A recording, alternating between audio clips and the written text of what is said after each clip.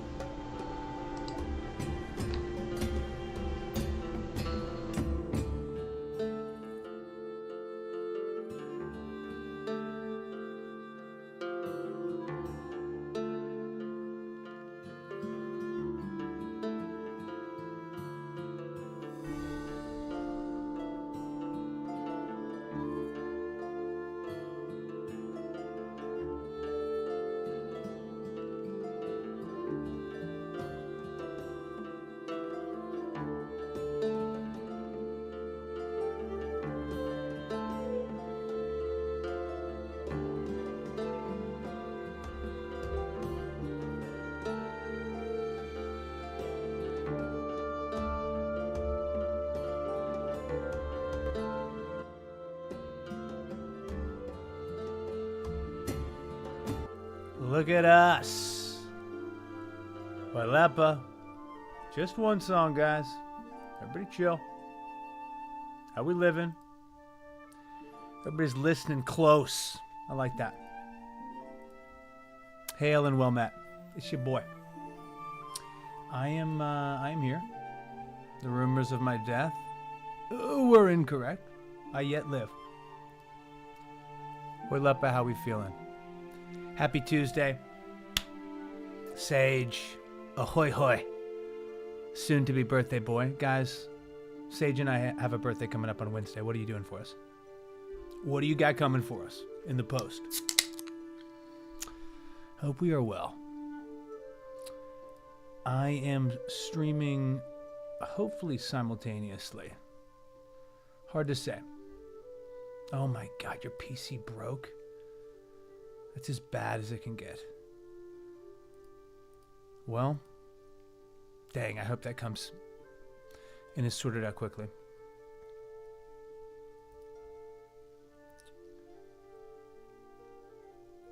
Cool. Like, what happened? Was there an inciting incident? Let's break this down like an English 301 class.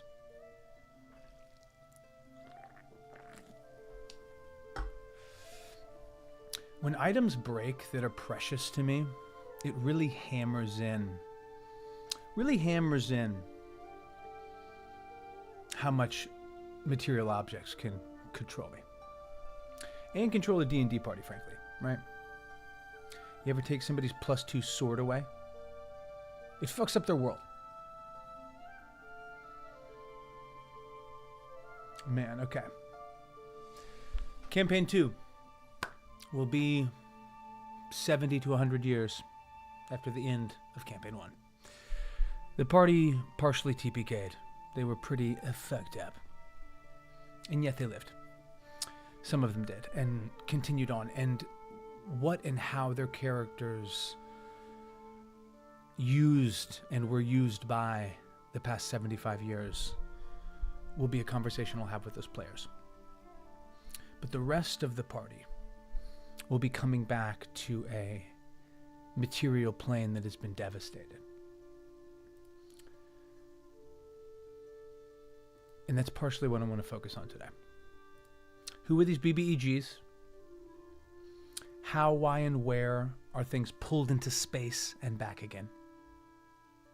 Street workers, they overloaded the energy net and burned out my PC. That's hilarious. That's not, I mean, it's horrible news, Huilepa. But I love that we're blaming it on the city. The street workers. The damn chimney sweeps. That's who did it. That's who broke my PC.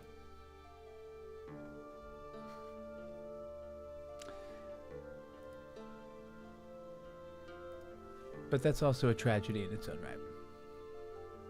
Okay, so to quickly review the BBEGs that we've established. Trent Puergraf was the one remaining BBEG from Campaign 1. He kicked their butts. We also have, a bunch of kind of like, Dark Ichor. This is like material. Real Tyrion is an ancient dragon that's been around. Both this Fae and this Lady in White will be, really part of the narrative of Campaign 2. And we talked about that last session, so I don't want to focus on it. But I really want to tuck into Lucaria Chestnut. Now, Lucaria is and was, I guess, the daughter of a very powerful wizard by the name of Owen Undertow. That IRL I borrowed from a real-life friend of mine who was in a campaign playing Owen Chestnut, a.k.a. Owen the Arrogant. And I always liked playing with the idea that campaign ended and spilled into the world of this campaign. And it was never meant to be more than just a fun reference point to bring up with him. But of course, Owen Chestnut, also known as Owen Undertow, became one of the main villains of a 4-year campaign.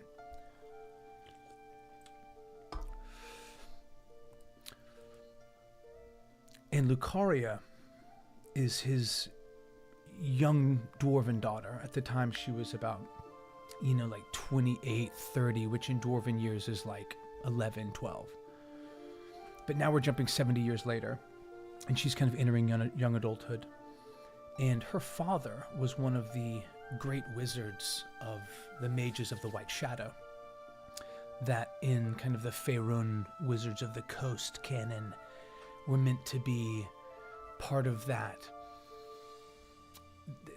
like spell guard of Silvery Moon, that same like structuring of magocracy and arcane bureaucracy.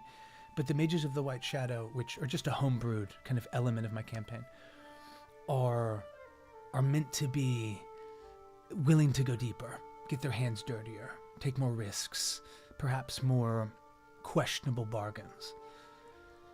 And Owen Undertow, Lucaria's father, was driven mad with, not mad, but driven to excessive cost-letting, because he had lost members of his family, among them Lucaria, in essentially a great war between the South and the North and other factors.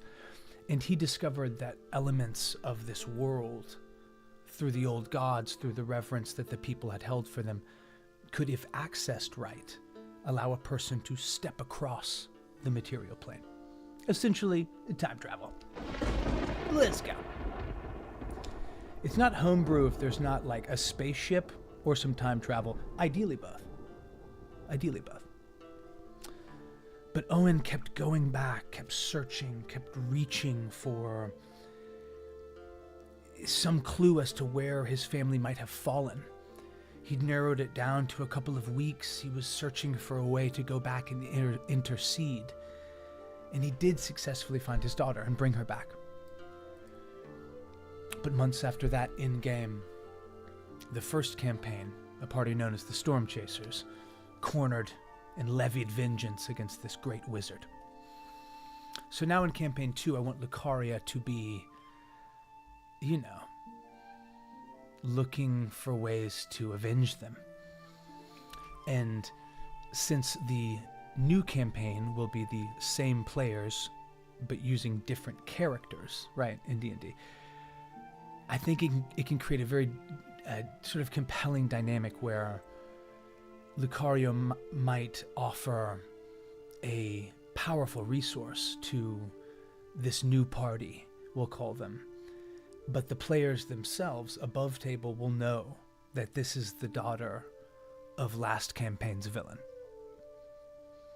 But I want ostensibly them to have no reason, no cause to doubt her. You know? I had 8 days with no internet, only for my PC to break as it came online. These street workers, Hoilepa, they're driving me mad with rage. What up, people of TikTok? Good seeing y'all. Get in here. Yeah, that is the worst, Hoilepa. Could Chestnut become a vampire and is a third party that combats for power? Interesting. He is, in my mind, on the astral plane. Part of the cost he paid for using these ancient holy sites. He was, like, summarily destroyed by the previous party.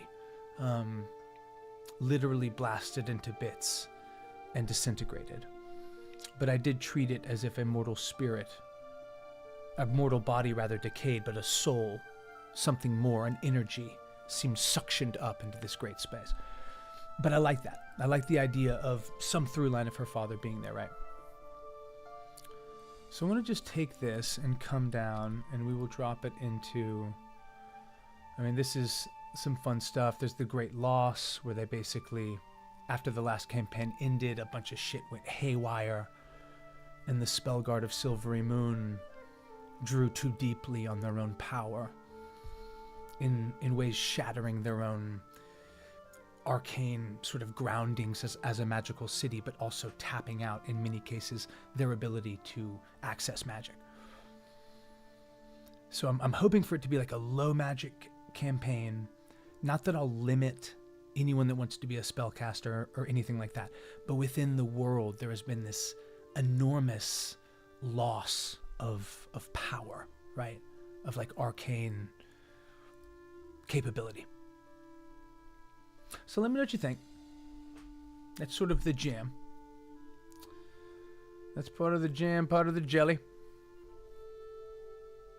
So the mages of the White Shadow have all but disappeared. Their tower shuttered in long shadow. Great.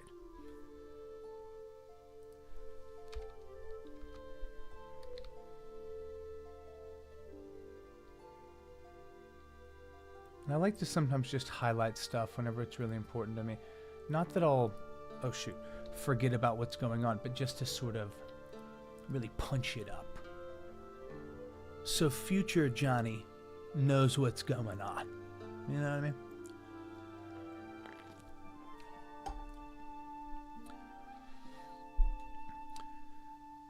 So Lucaria will be very interested in the solar sphere. Perhaps a way to spy her father's whereabouts. Cast off into the astral plane.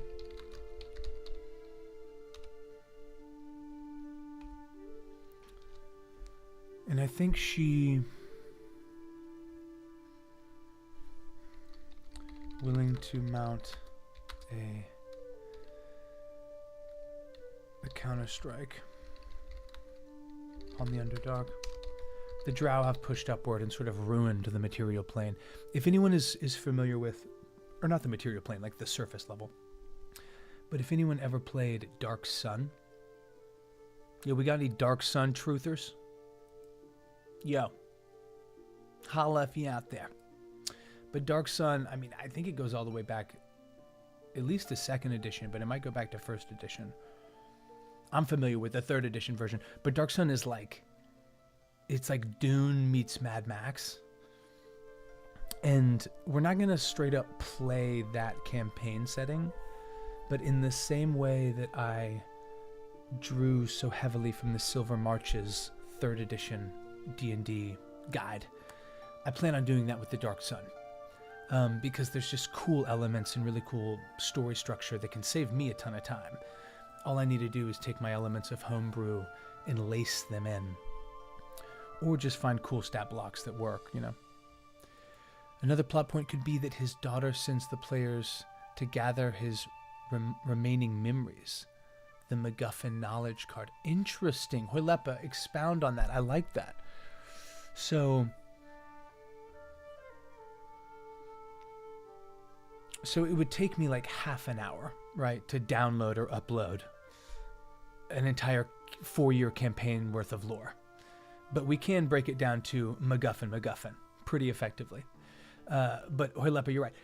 I think these holy sites that her father used, that was a main affecting, plot furtherer, sort of a significant bump in the road of the plot, was this Owen Undertow accessing these holy sites and stepping across time. And the ripple effect, this sort of butterfly effect of what would happen if someone was going back thousands of years, 100 years, but doing so in a way that did leave a footprint. And, finding ways to pull that curtain back during Campaign 1 was very, very fun. But now here in Campaign 2, those holy sites are no longer active, right?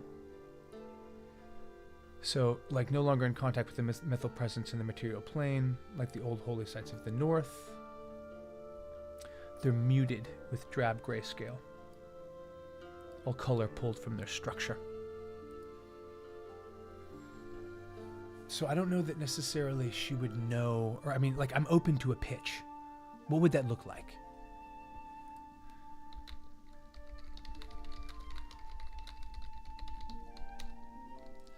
I like this right here, styling herself as a new kind of wizard draped in humility and altruism. I like that. I like the idea of sort of Lucaria, who, her father was sort of meant to be like Littlefinger. And I think she is that same sort of reserved, measured, kind of Southern Irish, well-read, well-spoken, rarely quick to anger, surely measured and meaningful with her words, but with a purpose far deeper and darker than she'd be willing to let on. And I think Lucaria can be one of the first major figures in the world, right, of this second campaign, where they're seeing it and essentially recognizing, okay, magic has been affected. Holy, natural, arcane, even mighty spellcasters in some cases cannot access any spells. If his soul was broken, so could be his mind. With it, I like that.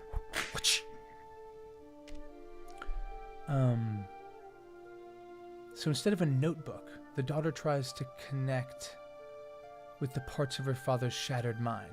For that, she needs X. Very well laid out, Hoilepa. Very well laid out. To learn his spells and wisdom. I like that. I like that. Cool. Oh, fuck yeah. I know it. Fears her father's cloak and spellbook were taken, perhaps, by the fiend Telkun. She has scryed on the cloak. Okay, so I'll break this down in a second. I just want to get this idea down. She has scryed, past tense, boop boop, robe of stars, and found it reeking of hellish presence. Yeah, so last campaign, when the party finally thwacked down the BBEG, they ended up gathering the robe of stars that he was wearing. And what up, TikTok guys? Good seeing y'all. Beep. Guys and gals. Gals and guys. Or anyone's dog that's just sort of wandered up to the stream, especially that dog, frankly. So we get the power of the former BBEG to fight the new one. Interesting. I kind of like that. Sage, get in here. Your birthday will arrive first, my friend. Plans, endeavors, hopes, and dreams. What did we get Red Sage for his birthday, guys? Mine's in the mail. Mine's in the mail. Keep an eye out. Woof. Okay, thank you. I knew someone's dog had made it. Okay, a merchant father. No, that's the Four Sisters. So, reeking of hellish presence. No, I meant like reeking as in the smell, my dear boy. Okay, this is cool. Telkun the Terrible, the Tower of Telkun. Telkun is a standalone adventure. I've been doing this a lot. Like some sort of low-rent magician that's about to pull a rabbit out of nowhere. Telkun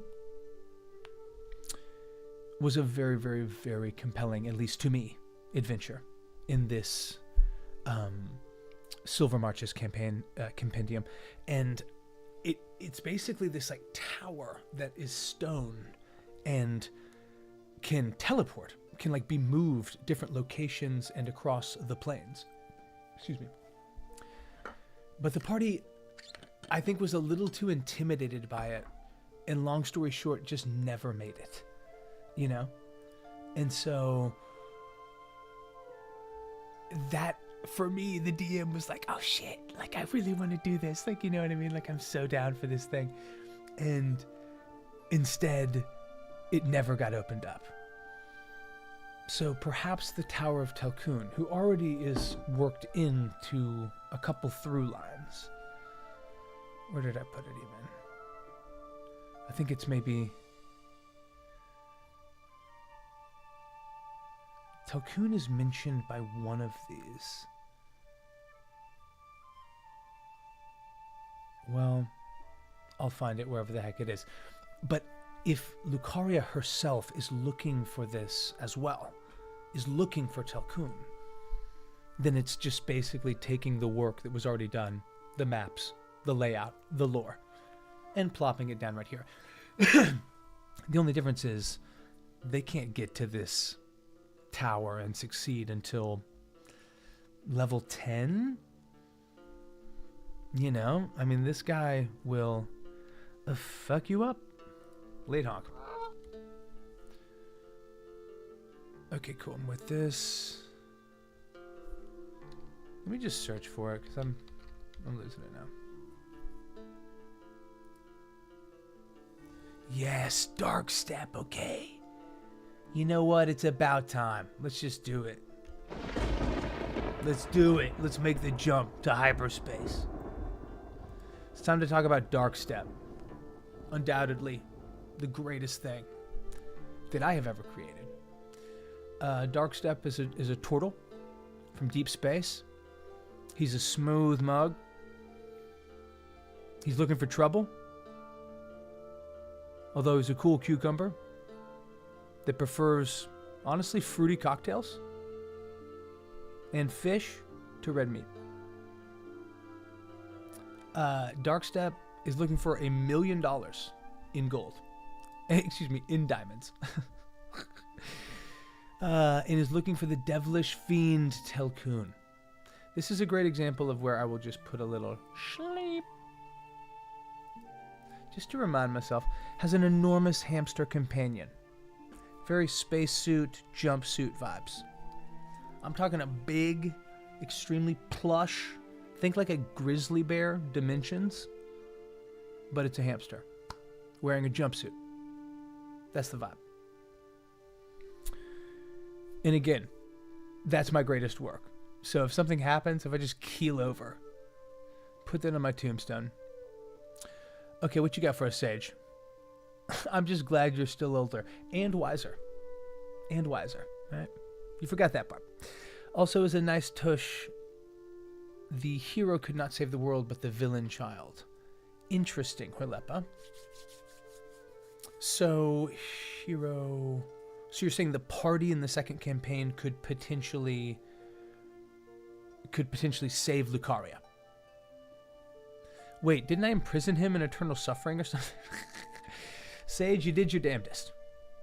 Darkstep is now a tavern owner. I mean, if they get lucky. And it is debatable. It depends on the subject, Sage, I think is really what's going on, you know? Depends very clearly on what we're talking about. If we're talking about French history, I'm going to take that one, my friend. I'm going to take that one. If we're talking about the social structure of the Plain Indians, I'm going to take that one, dog. That one's me. All right? Yeah, dude. If we talk about how to make a smash burger, I'm going to take that one too. So right now in hypotheticals, I'm 3 for 3. And the polls have closed. Oh my gosh, but make sure you get something for Red Sage. I know you're close to France. I'm talking about the history. Have you embedded yourself in it?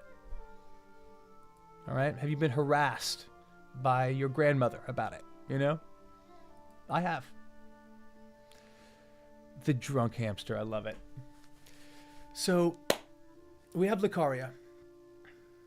This sort of like youngish dwarven girl that has a lot more driving her than she would ever show. And there's a lot to offer the party, right? Like a way for them to get things that they want, that things that they feel like they can't have. And even though they themselves might know, well, I can't trust this little dwarven girl. Maybe they have no choice. Maybe they're willing to put the meta aside and play what their character's thoughts would be. And in that case, Lucaria could become an enormous foil, and perhaps one that does tap into the power of her father. On the other side of that, also looking for Telkun, is Darkstep. And he's coming from outer space. He's coming from the astral plane. And let's just jam down a little bit of Darkstep lore. I think he is aware of the War of the Gods, which is essentially Campaign 1. It's like old gods that fell from the night sky are trying to like regain power through the demons of hell, more or less. And frankly, like 2 out of 3 of them succeeded because the party like kind of was like doing other things, and then they got, PPK'd, which is a partial party kill. But Darkstep has seen these strange and foreboding structures, this illuminescence across the astral plane, this breathing storm of Thalos. And I think he too is aware, likewise, of their architect, the smooth-faced dwarf. Oh, an undertow. Despises the traveler. I think he calls him the traveler. What do we think?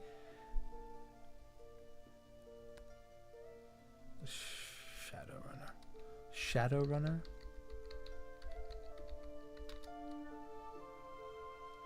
Floating from star to star. So what's Darkstep's vibe? What is Darkstep's vibe? I think he...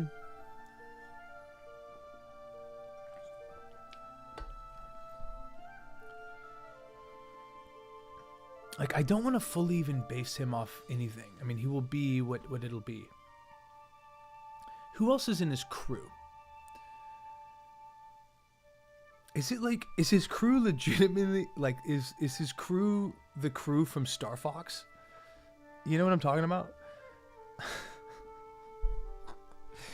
Oh my gosh. There's a turtle and a frog. And a fox? Oh my gosh. Yeah. Crewed by a giant hamster. Ralphie. Ralphie's a G. A frog. And a fox. Who is the frog? Who is the frog? I just gotta look it up. Frog from Star Fox. Come on, baby. Break it down for me. Slippy. Is his name Slippy?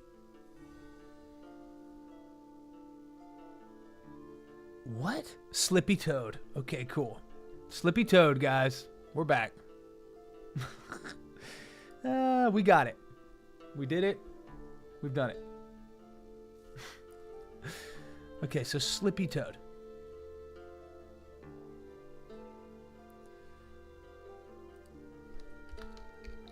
Not Slippy Toad, though. Trippy Toad. He's just like, kind of, you know, like a Vietnam vet. Short cigar, seen too much. Crusty with a heart of gold.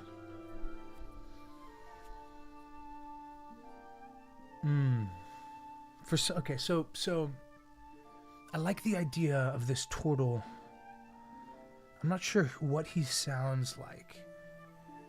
For some reason, I'm feeling drawn to Sawyer from Lost. You know what I'm saying? Their history is our history, Sage. I'm just saying this. Okay, the Brits have won. Update. Update. The English won. Telkun could be a cleric who stole the diamonds for a ritual. Ooh, damn. That's a deep cut. That's a deep cut. Hoilepa. You're making it to the Chat Hall of Fame. That's a deep one. I'm screenshotting you. Our beloved prince. Our beloved Hoilepa. It's a great idea. That is a great idea. Okay, so Telkun, I mean, as before, as always, I mean, he's half fiend, half drow, begat to neither. He's a fiend. He has this sphere that I forget what it's called in the actual adventure book. But the DC, the save DC is 20. Or any creature within 30 feet of it, once he kind of activates a command word, can be more or less like trapped, neutralized, and consolidated, and then pulled into a pocket realm within this gigantic sphere. And within the lore of Telkun, you know, he bamps around in this tower, pulling in enormously powerful creatures. I mean, demons, hydras. I didn't roll fully for what is in there, but several, you know, like Ettins, and also just enormously powerful humanoids. Several wizards that got too close. One of the Minzo Baranzan's Keeper of Secrets was suctioned in there. And so he has been what he is for many, many, many years. Thousands. Stole about 700. Yeah, I love this. Okay, in diamonds. From Darkstep. God! In a near unbelievable reckoning. So I love this, Hoilepa. This is good. I jam with this. So any moment now, my dog will arrive home, and with him, a cacophony of chaos and light. Aura? As in a cleric of aura? Okay, so Telkun is doing his thing. I like the idea that he stole this. A terrible spell of transmutation, ripping the soul from the body and trapping it elsewhere.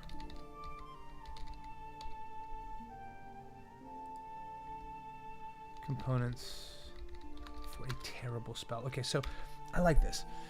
Telkun has existed forever. Players are aware of it. It has existed in the lore of D&D for 50 years.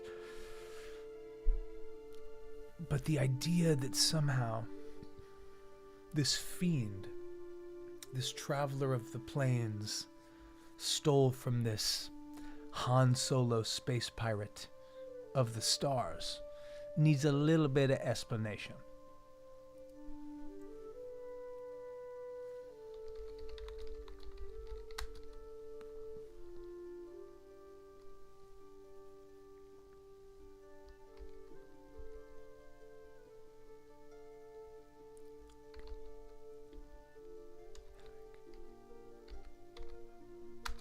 deep set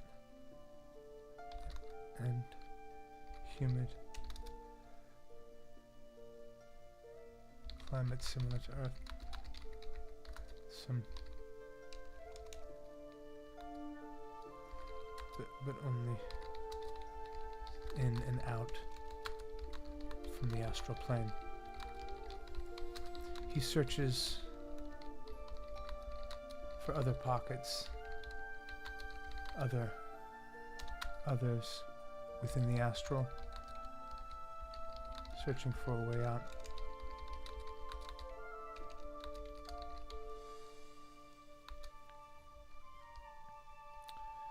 So this dude needs a ship, right?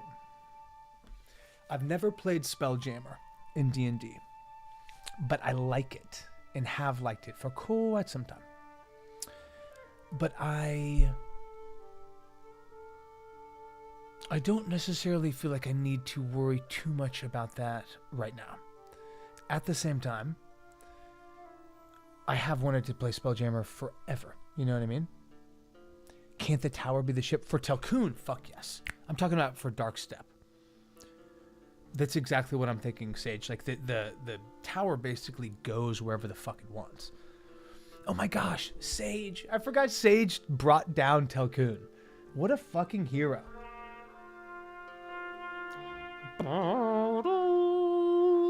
The 2023... That was 2023, was it not? Anyway, the Streamiversary stream was a hit, was a hitter. Thank you for helping me do that, Sage. You were great. But I'm talking about Darkstep themselves. Where they coming from? How they chopping? Who they chopping? Shortly after my oblong, you're like, I had time. So I want this to be... Let me get it up real quick. Boop. I think they're almost like screw themselves strangely sentient. A sense of self and awareness blossoming like the dawn of life itself.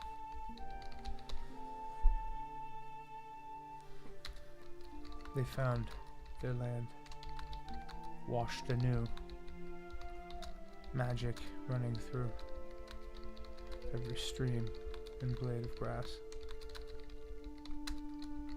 They harnessed this power, sewing it together like easily twisted vines into machines of immense cohesion and possibility. Like, I like the idea of their ship being like this weird ass tangle of rock and vine and almost like powered by these crystals, this quartz, this stone itself. But think a Stone Age spaceship. Okay? I'm stone cold sober. Back up. But I like that idea. Yo, did they have spaceships in the prehistoric era? Okay, Red Sage, breaking it down. Ah, yeah, shortly after my op, lol. So, where is this person when they meet him? We're talking about Darkstep. Bro, you tell me where Darkstep is. You can't pin that kid down. He's coming from wherever. Up, down, all around. I mean, he's like MC Hammer in the 80s. He's everywhere and then nowhere. That's Darkstep. Beast. I think they run into him.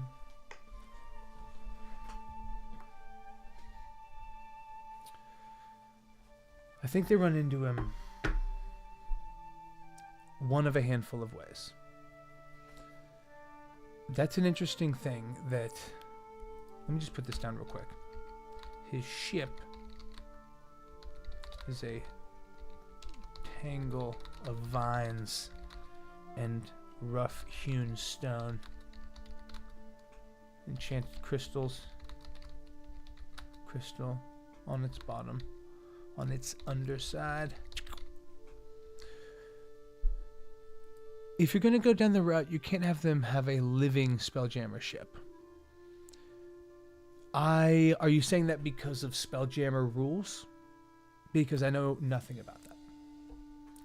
Prehistoric doesn't mean no technology. That's a very good point. Can't.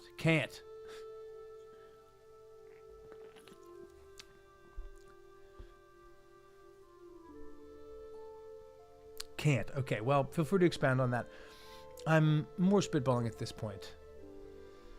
The hells are there, so this is where I will jump down a little bit. First act stuff. And now we're cooking. Now we're getting a little grease on the fire, you know what I'm saying? First act. I think there is enormous buzz around the recent unlocking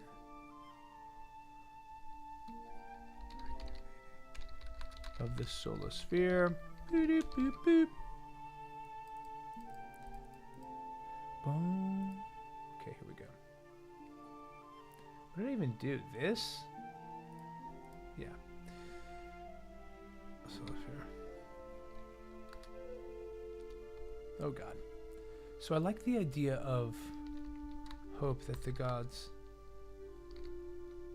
have not all driven from their astral seats. Hope that the gods have not all fallen, not all driven from their astral seats. I think So let's go back up to the solar sphere. This is, for me, an idea that was inspired, honestly, by a campaign I'm playing in, where there was this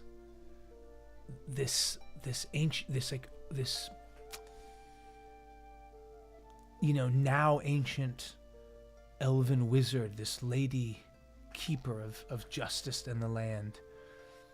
And this is all homebrew that my buddy came up with in his campaign. And it essentially has like a tower that is a tower and a keep of sorts, but is itself enchanted.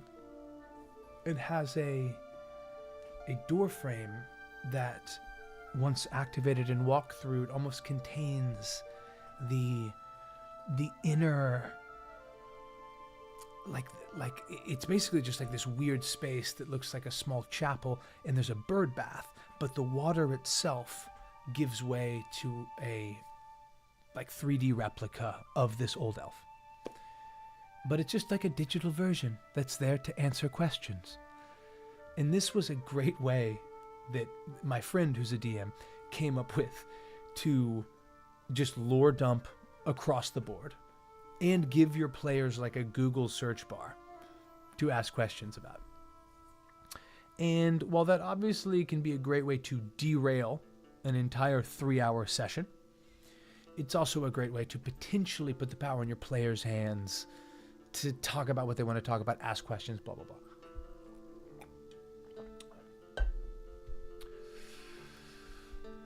Get in here, Roberto Puentes. Shout out to my guy. I hope everyone is both chilling hard and having an amazing Tuesday. Or maybe it's still Monday or Wednesday, I don't know. And I hope also that they love D&D. Because if not, you're about to love it. Like a giant whale hiding in the ocean. Huilepa, I like that. But I don't think their ship is going to be a living creature. I want it to be made from material components. I guess it could be made from the body and the enormous corpse of a whale. That would be, honestly, like the third act of Pinocchio, and quite a sneaky ride. Basically, there's a type of ship that's held together by a sentient tree. A little different from a normal treant. Okay, dude. I was just gassing you up, Sage. Are you coming in here trying to say that someone has stolen my idea? Is that what you're here to say? Is that what you want to say? You know I'm not going to let that slide, baby boy. But you could have the crystals and rocks, etc. Don't say etc. Don't belittle it. Crystals and rocks are cool. Held together by the vines and the roots of the tree, which has the helm grown into it. Ooh. Okay, it's pretty cool, Sage. Damn it, it's pretty cool. Players sit on the helm to play pilot and tell the tree where they want to go. Okay. I'll admit, that's cool as fuck. And that's from Spelljammer. Maybe I'll change it into like a girdle. You must step into the plate breaches of control. Not Moby Dick if Ahab is one. Amen to that. Amen. Okay. I like this. I think all of this will play. I think all of this will work. I hope the gods are not fallen, not all driven from their astral seats.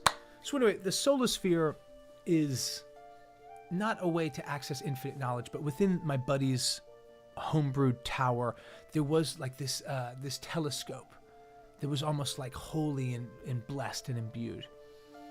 And I love the idea of having a material telescope that can see into the astral plane. That to me is dope as fuck. And Sage, if you come in here and say that there is something within Wizards of the Coast content like a solar sphere, I'm gonna lose it.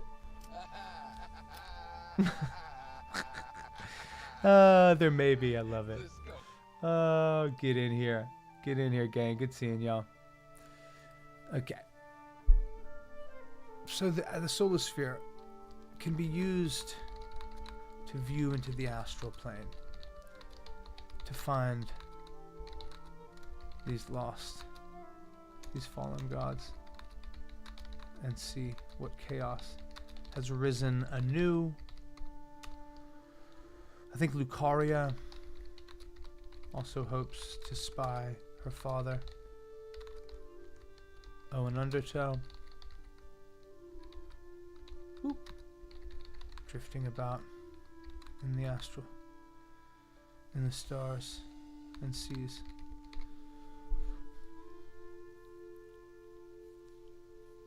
And we'll see where they pick up. We're going to feel this out. I think it'll end up being Everland or like somewhere near the grandfather tree. I like to play in Faerun. So that is sort of like the plan. The plan and the jam. But I think Lucaria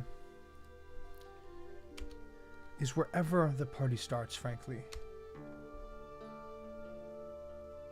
Scusami.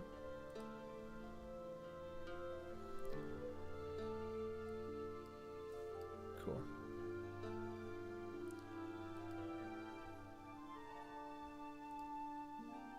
Okay, cool. Oh wow, the hell was that? What? So this is my, dare I say, my Babesh?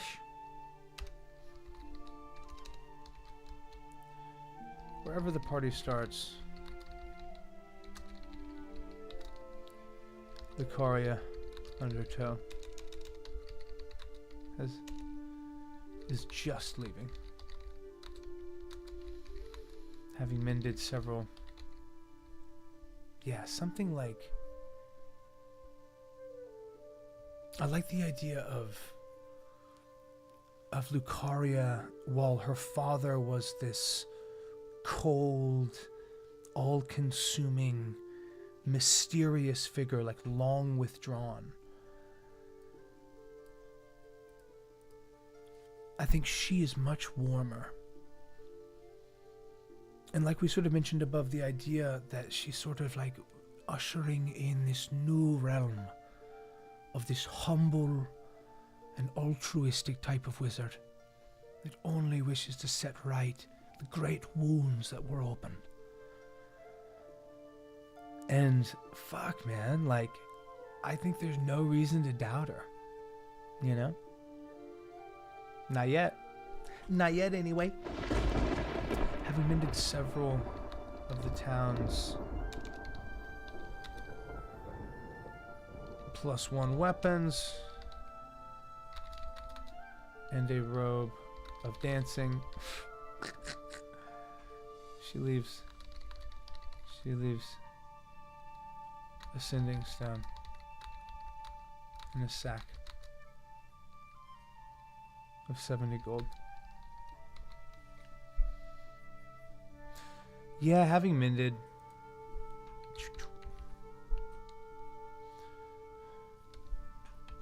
Face.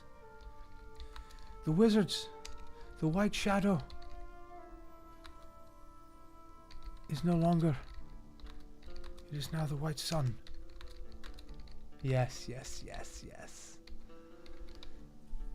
She's gonna rename the white shadow. Fuck yeah. Let's go.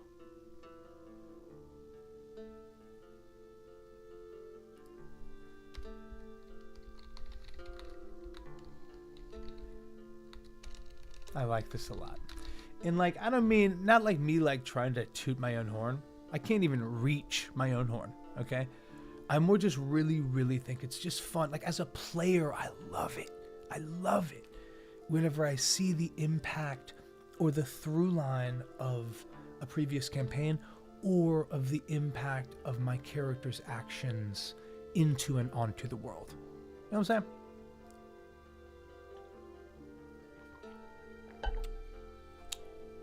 I like that. To Longshadow Castle declares the mages of the White Shadow no more.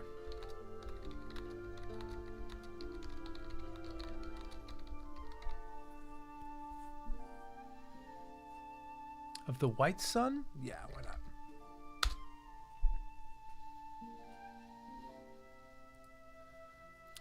She has lost a part of herself with her father. Her aggression. Yeah. Yeah, man, time to reach my horn. There it is. I found it. So where else would she come into play, right? Like where else would she arrive? I think there's people that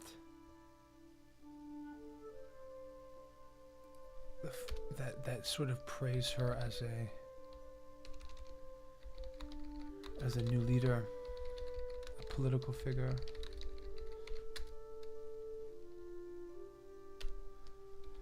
It's her. It's her, not that Lady Illustrial we need in power. I'll tell you one thing. She'd have my vote. She just gets like this, like crazy. She gets the right-wing vote, unfortunately. And she uses it for her own power. It's no longer the White Sun. It's her that should be running the Confederation. Not those arrogant pricks in Silver Moon. Lady Illustrial ain't got no brick. Shut up, Marty. Just getting some dialogue down. I think they will start in Everland, but there'll be something like that. Okay, so there's also a new chapel in town. Now, exactly where is she? Sorry.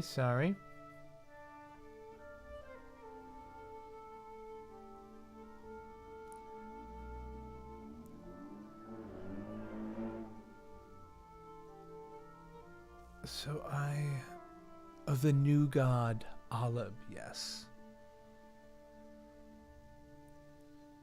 So one thing that needs to be readily apparent, and that I've honestly completely forgotten, is the impact of the drow. Is comprehensive. Everywhere. Simply unmissable. Many major cities no longer have nightly illumination and huge gossamer netting streams over the thoroughfares.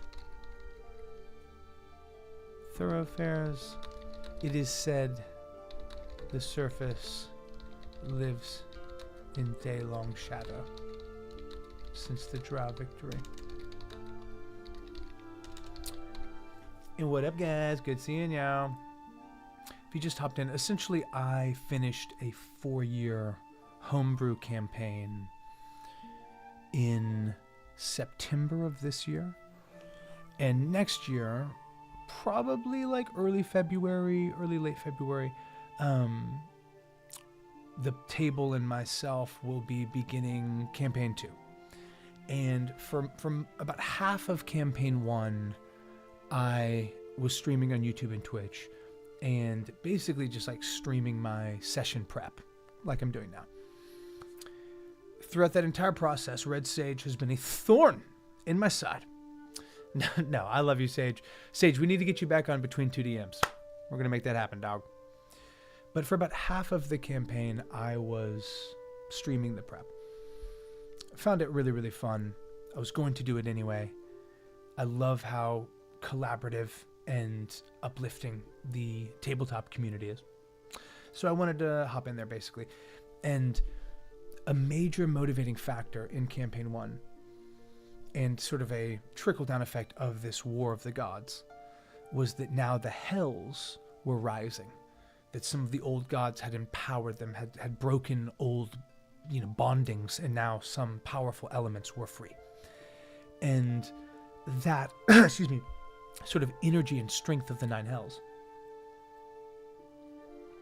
pressed upward, literally from this plane of 9 Hells into the bottom of the material plane, where the Drow live, where their entire kind of underground nationhood is comprehensively resides.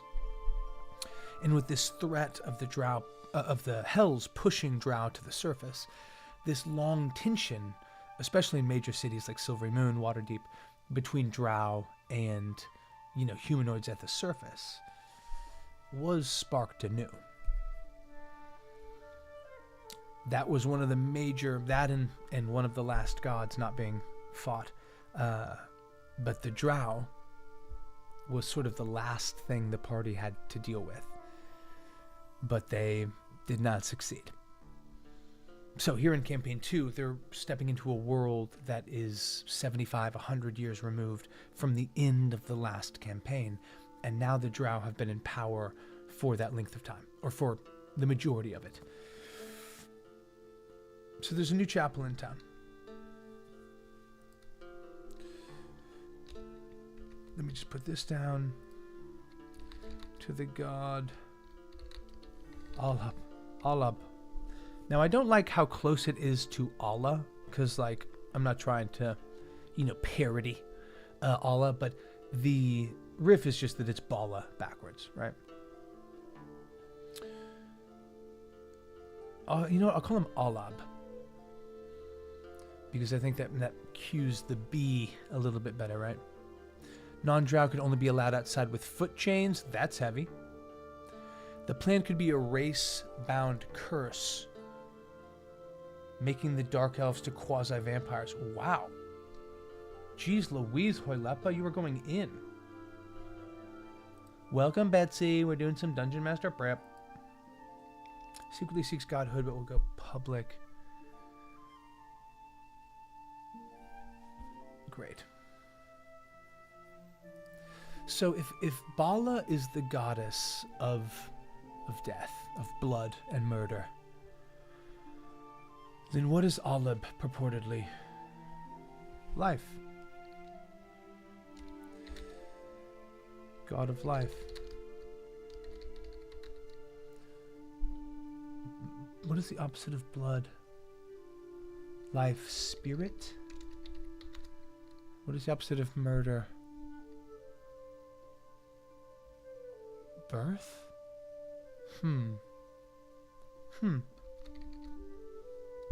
That's very dark to me. Yeah. Oh, Hoylepa, let's go. Great minds.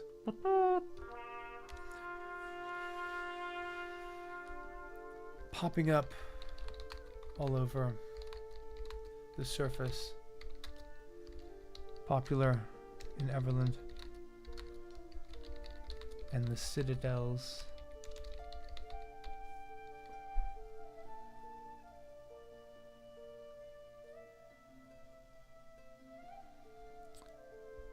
The Lady in White or the White Lady. Yeah, exactly. I do love Lucaria. So it is a bit of a riff off of that, Herlepa. How dare you? How dare you call that out? But yes. Oh my gosh. But yes. Simply put, yes.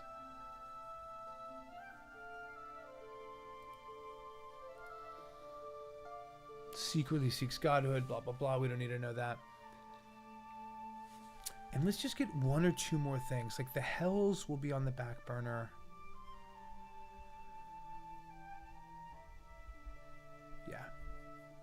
Okay. Probably it's the Four Sisters, but let's see what else we got.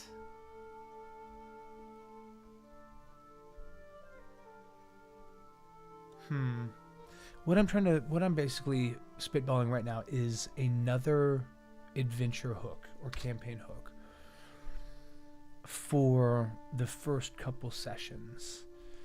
And, part of this will just be introduced with role play and sort of the bandying of words. But I want some of it also to be elements that will draw them out of wherever their starting point is. Oh, I know what it is. Okay. So two things. I don't want to lose either one of these. One is basically like a burned out wizard. And the other is... Yes. Yes. So let me just take this.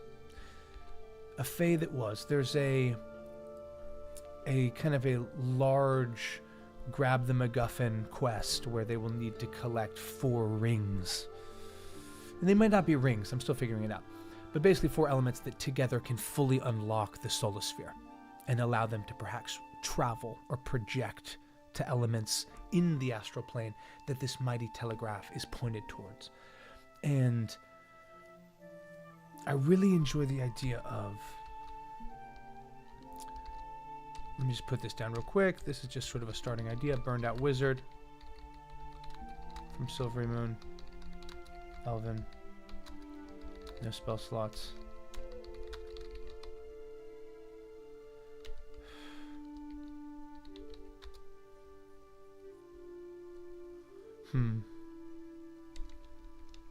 Well, we'll figure out the specifics of that. I could make that a character that they... that boy's here, guys. Thank God.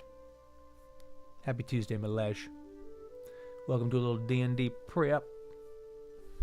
So there's the burned out whiz, but I also want there to be a trio of youngish children panting heavily, their clothes torn, knees and wrists caught with blood. They look wild, beside themselves, with panic. Saw the lady. I like the idea.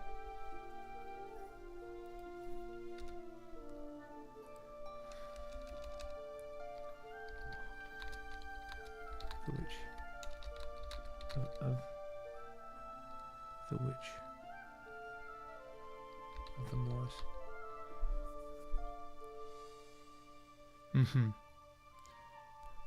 Yeah. So each of the kids... Yeah, let me just put that twice to make sure I have that. Let me just quadruple check that I have this down. But each of the children has had similar nightmares of this same witch. Her hair dripping with mud and gore. Her eyes like extended razors of haunting death. She extends a finger with a ring on it, glowing gold ring.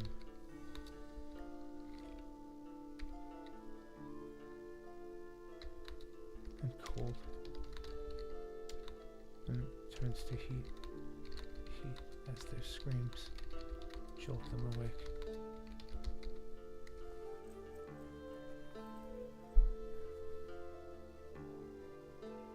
Similar shared nightmares. Like, isn't that, I mean, this has been explored in media before, but the idea of like looking over or being in a dream with someone else that is also in a dream. Oh God.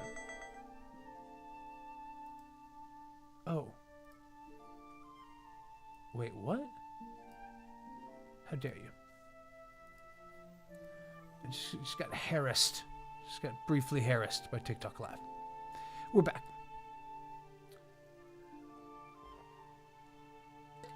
This is the title Lucario holds at the moment. The question burned out in mind, or he burned out his magic abilities. Burned out his magic abilities. Yeah. No spell slots. Can only access the light cantrip. I love that. I was once a mighty wizard. Now all I can do is this. Light a fucking copper coin. Kill me. I'd rather be dead than not be able to touch the weave. I mean, can you imagine being able to perform magic, like actual spell slot magic, and then losing that ability? Schnegs.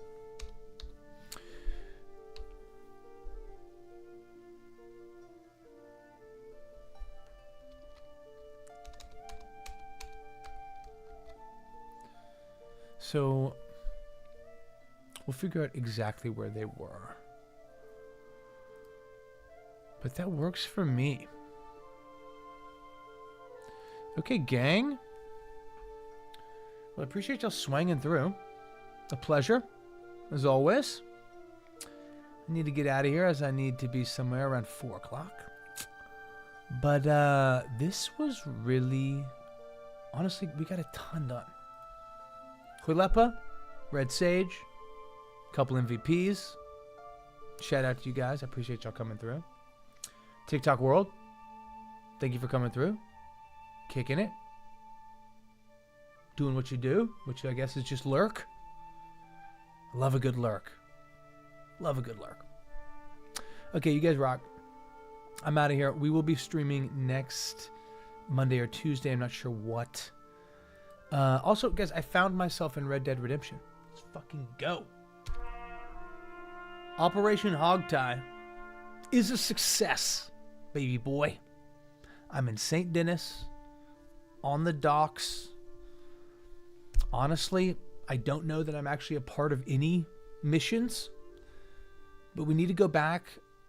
Honestly, I need to Google around and see if any missions in Red Dead Redemption go through the docks of St. Denis. Either way, we need to go back, find my avatar that I voiced, and continue to commit more atrocities.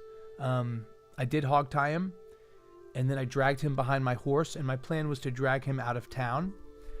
And I should have known this, but unfortunately the dragging behind the horse, it claimed him. So, but don't worry. He lives in a video game. And I'm not sure of the karmic implications of like repeatedly murdering a character that you voiced in a video game. Right? But I don't think there is any. The karma feels fine to me. I think.